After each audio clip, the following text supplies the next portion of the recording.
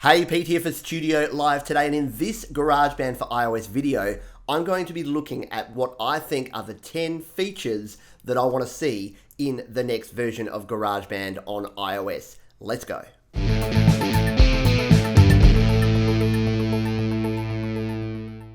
Okay, before we get started, these are 10 things that I've come across in my experience recording here in GarageBand, but I'm really keen to hear what you think should be included in future versions. So please, don't have to be a top 10 list, but drop any ideas you have down in the comments, and who knows, maybe we can do a part 2 with your user submitted ideas as well. And another thing I wanted to mention is that one of the reasons I love GarageBand on iOS is that anyone, whether they're a musician or a non-musician, can pick it up and start creating music. So that simplicity that we have in GarageBand is something that I don't want to see go away. I don't want it to become yet another bloated, difficult to use digital audio workstation. So there's clearly a trade-off between having a whole lot of features and having powerful new things that we can use to create more music, and having that ease of use and simplicity. So just keep that in mind as we go through here. I'm not saying we need to implement everything and change it completely, but these are just some things that probably your more intermediate and advanced users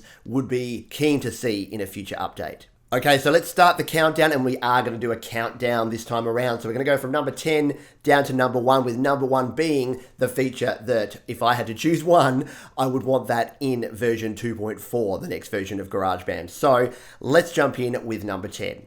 Performance management options in GarageBand. So if you've used GarageBand for more than a couple of minutes, you've probably come across the optimizing performance. And I've got a whole video where I rant and rave about optimizing performance and give you some ideas about how to avoid it. But what I really would love to see is maybe have some settings here where we could have high performance, medium, and low. So if you were doing some tracking and you wanted to maybe substitute some of that audio quality for the ability to just keep your workflow going, you could drop that down. Similar to what you do on a graphics card, where you say, yeah, I know that my graphics card's not going to keep up, so I want a low setting here. Why can't we do the same thing here in GarageBand? I think that would make those frustrations where you're mixing, or particularly where you're tracking and you don't necessarily need that optimal audio quality, to might be able to give you a better workflow. Number 9 is file management. So the new files integration works well-ish sometimes, but what I'd really love to see is some better file integration. So files can use things like Box and Dropbox and OneDrive.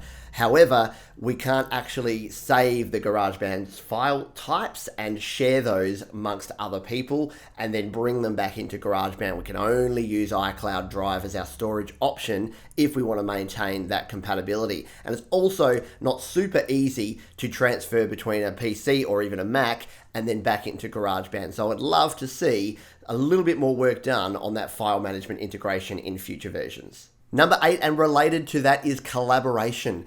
It is not an easy thing to do if you want to collaborate with another GarageBand user. So Apple have a really big opportunity here, in my view, to create some sort of collaboration community where we can share, even if it's using iCloud Drive, but set up, maybe not a social network, but set up some sort of functionality where we can go to other GarageBand users. You could type in their iCloud username, and then you could instantly be collaborating, and you could use version control across 2 different people. I think that would make it amazing for collaborating between different artists and being able to share ideas and performances. Number 7, track grouping folders. So if you've used digital audio workstations like Reaper or Pro Tools on a Mac or a PC, you know that you can actually set up folder structures, which means you can have a drums folder and all of your drums tracks sitting under there, and then vocals with all your vocals, guitar with all your guitars. Why that's important is that you can process on that particular batch of tracks, and it also helps with your organization. So with up to 32 tracks now in GarageBand,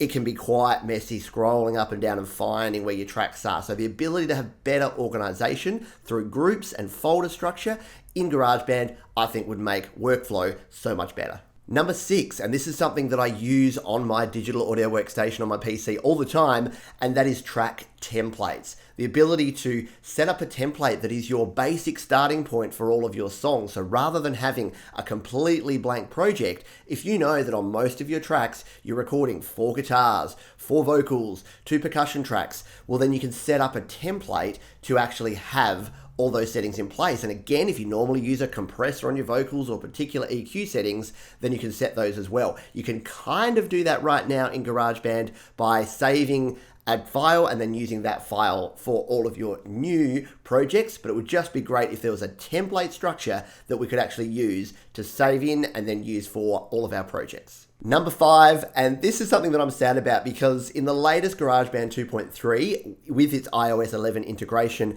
what was taken away was the ability to directly export to platforms like Facebook and YouTube.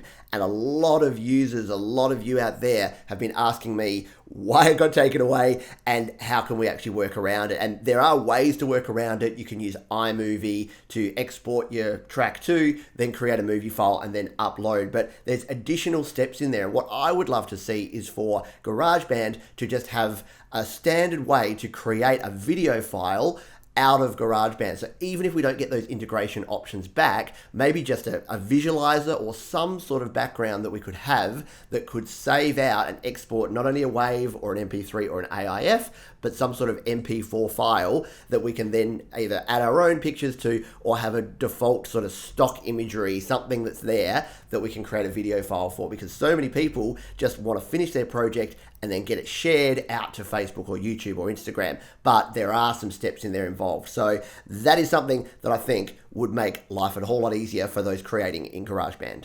We're on the homeward stretch here now. Number 4 is automation for other things outside of volume. Now, automation is something that I've done a lot of videos on. I get a lot of questions about. It is an amazing feature in GarageBand, and the fact that on our phone and on our iPad, we can actually use automation to control our volume, shifts up and down throughout a track is super cool. What I would love to see is for that to expand, even if it's just to panning, or ideally expanding out into all of our effects. So the ability to record an automation track that controls everything on your track. So if you wanted to put a compressor on during just the chorus and take it off during the verses, or what about a reverb or a delay effect that's just on the last note or the last word of a phrase? They're the sort of things that you can do in a full-featured digital audio workstation that GarageBand hasn't quite got there yet. I think the framework is there, and automation coming in version 2.1 was the first step. I would love to see that expanded out so we can automate more things here in GarageBand. Number 3 is effect sends.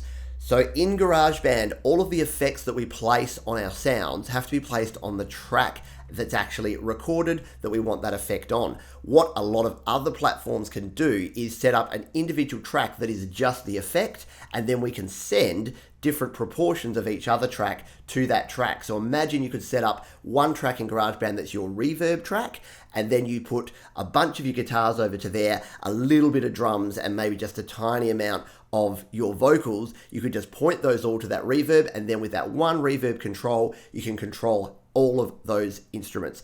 That's a really good workflow and a really good way to set up and to be able to affect your instruments. Unfortunately, we don't have that ability in GarageBand, but I think that in the future, to have an effects track that we can send at different instruments to would be amazing and would be great and speed up workflow when it comes to adding compression, EQ, and reverb and delay and all the rest of those great effects we can put on. Number 2, so my second most requested feature in the next version of GarageBand would be better guitar samples. So if you were using the touch instrument guitar, the samples that are in that sound have not changed since version 1 of GarageBand iOS. So we have our hard rock and our roots rock and our acoustic, and they sound like reasonably good MIDI samples of a guitar. But once you put them into a track and then you put them with the drummer and the bass and the great audio recordings you can get of your vocals through GarageBand now, the guitars just get left behind. So the actual samples that are used in there and the sound of those guitars, it kind of sounds pretty fake. So that's something that I think Apple have missed. We've got so many loops in there now. We've got Alchemy synths, and there's been so much focus on electronic music production, but the guitars have been left behind. So I think if we get better guitars in GarageBand, it's going to make people that don't play a real guitar very happy, and it's going to make a lot of those sounds and that music coming out with the touch guitar instrument sound just super amazing. And finally, the number 1 feature, which I really hope that we see in GarageBand iOS sooner rather than later, is a master track. So what is a master track? That is a track that all of the other tracks go through. So it's called a master bus, a mix bus, a two bus, whatever you want to call it. It is the stereo track that all of your other tracks go to. Why is this so important? Well, if you want to do any mastering in GarageBand, it's very difficult to do because you have to set your parameters on each individual track. There is no way to put compression on an entire track, limiting on an entire song, sorry. So to be able to have one master bus that controls all of that we can actually do the mastering on, and if we want to affect an entire mix, you can do that on that master track. You can turn the volume up and down, you can adjust all those EQ settings that you want to put in there. That would just make GarageBand suddenly go from something that you can do 80% of your music workflow on to something you can do 100%, because when I've recorded singles and EPs in the past, you might have noticed if you've watched the videos,